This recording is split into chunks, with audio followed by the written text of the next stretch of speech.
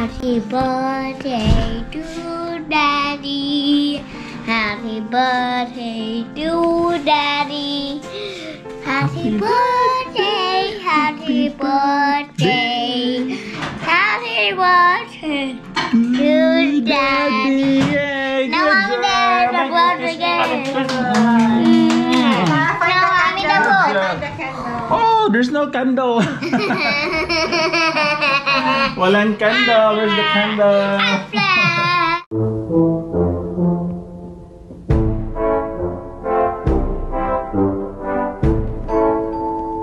So tonight mga kabisdak, nag-order kami ng pagkain sa labas. Hindi kami nagluto. Tinamad kami magluto kasi gusto namin mag-order mga kabisdak kasi meron kaming kunting celebration. So special moment para sa family namin. So ipakita ko lang yung mga kabisdak, ipakita ko lang yung in-order namin kasi first time. So first time in history namin dito sa Australia na nag-order na medyo mahal yung nabayaran namin. Magkano lahat dito? $100 na?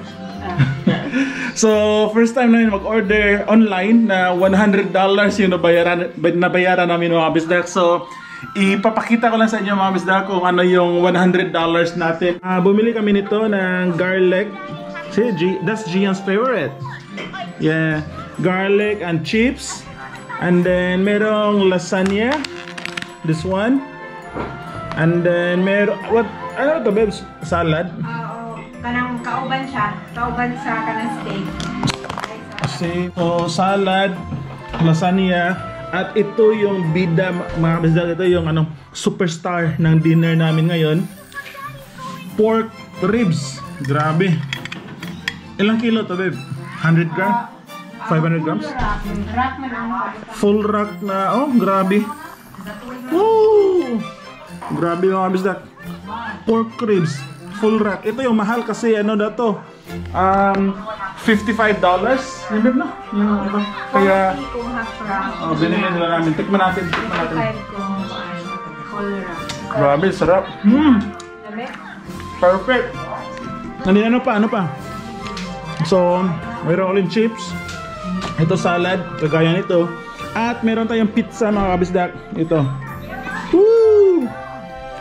So, meron pizza, tapos kanina si Ami nagluto ng brownies. So, yun lang yun mga kabisdak.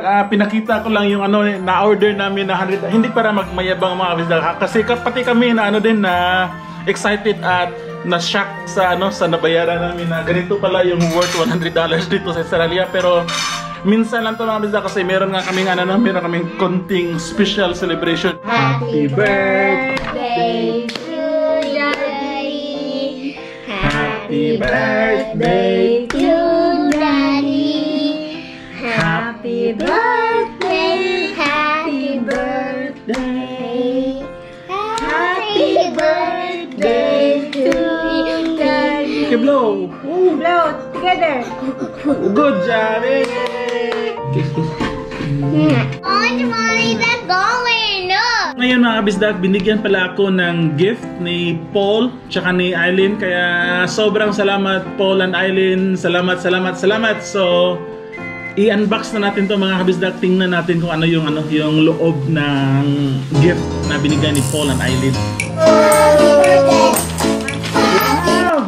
New camera wall. Wow! It's a stand. I think it's a Wow! Wow! It's a medium mood. I can see. Wow! It's a medium wood. Yung kanang parang protector.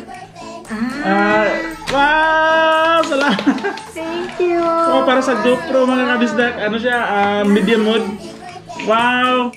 So, ito yung cake natin mga kabisdak. Christmas cake pala to. So, nakita nyo sa loob. Iba-iba yung niya, yung kulay ng cake. Alright. Saya.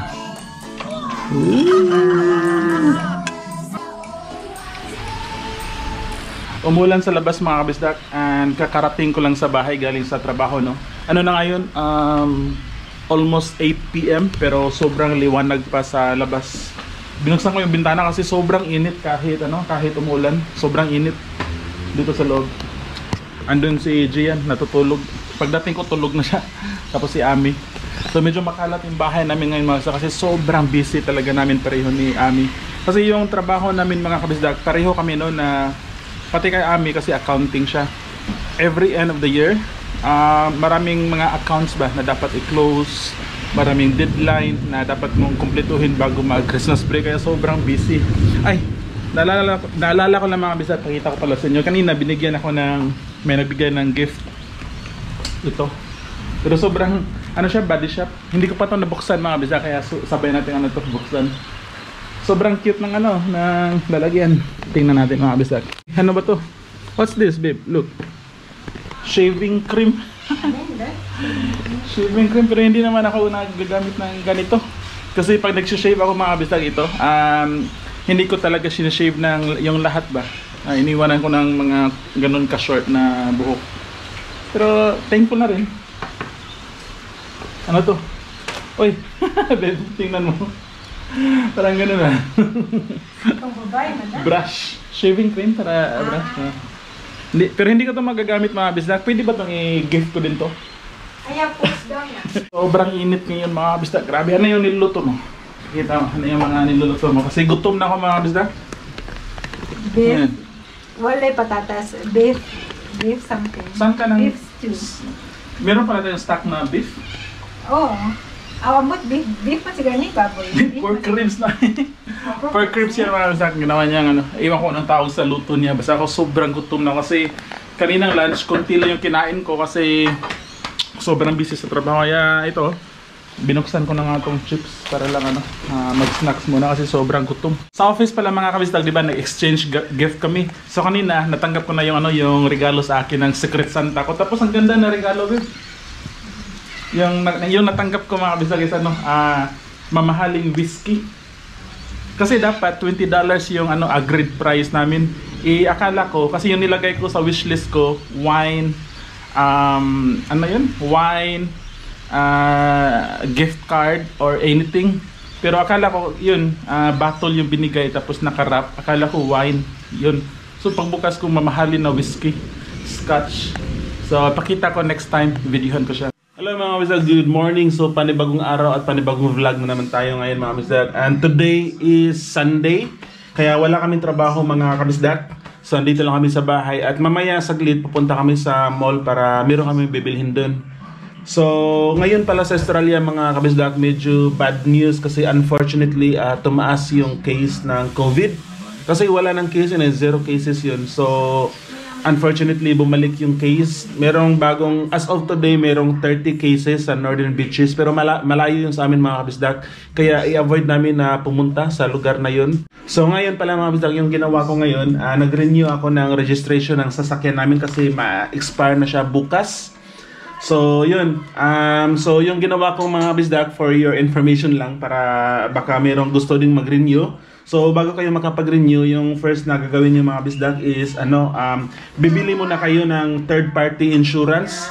Kung wala kayong third party insurance, hindi kayo i-allow na mag-renew ng registration, kaya compulsory yung third party insurance. Kaya yun, nakakuha na ako ng third party insurance, tapos yung nabayaran ko is $237 para sa insurance. And nakuha ko na siya mga kabisdak, kaya yung next stage na gagawin ko is i-renew ko na. So ito yung registration, online lang din yung renewal, kaya napakadali, napaka-efficient niya. So yung mababayaran ko naman sa insurance is lahat $189. Kaya yung gastos ko lahat mga kabisdak sa pag-renew ng insurance ng sasakyan namin is nasa $430, pero 6 months lang yun mga kabisdak. Meron kang option, pwede kang mag-renew ng 1 year, pero yung kinuha ko is 6 months lang. Usually, bakit 6 months? Kasi hindi kasi ako sure mga kabisdak, baka within 6 months masira yung sasakyan at kailangan namin bumili ng bago para at least hindi, diba? Hindi sayang yung kinuha or binayad ko na 6 months lang instead of 1 year. So yun lang mga kabisdak, nandun si Gian at si Ami, nanood kami ng TFC, Pinoy Big Brother. Ngayon mga kabisdak, no? So ngayon is Thursday. So nandito ako sa Woolworths mga kabisdak kasi bibili tayo ng tinapay for our breakfast. So ipapares natin ito sa coffee mga kabisdak habang nagtatrabaho tayo. And then mamaya pala mga kabisdak, mamayang lunchtime, plano kong ipasyal kayo dun sa Darling Harbor, kaya very excited ako. So yun, so tayo na mga kabisdak, at ito yung bibilhin natin mga kabisdak na tinapay, croissant, pero iinitin ko pa to. So minsan dumadaan ako dito mga kabisdak para bumili ng tinapay. Alright. Ngayon mga kabisdak, samahan niyo ako mga kabisdak. Kung naalala nyo sa previous vlog ko mga kabisdak, di ba pumunta kami sa Barangaro kung saan merong event yung yung company namin, yung running, na isa ako sa nag-organize. So ngayon babalik ako sa lugar na yon kasi i-check ko yung location. Yung kasama ko kasi na nag-organize noon is na-injured. So bali bukas ako lang yung mag-organize noon. Nakalimutan ko yung direction papunta doon, kaya babalik ako ngayong hapon para bukas alam ko na kung saan ko dadalhin yung mga runners namin. So ito yung loob ng light rail train mga kabisdak. Maganda din siya at super bago pa. Merong bamboo mga kabisdak sa loob ng building. Bamboo. So andito na tayo sa Wynyard Station mga kabisdak. Lalakarin lang natin to papunta dun sa Barangaro. So malapit na tayo.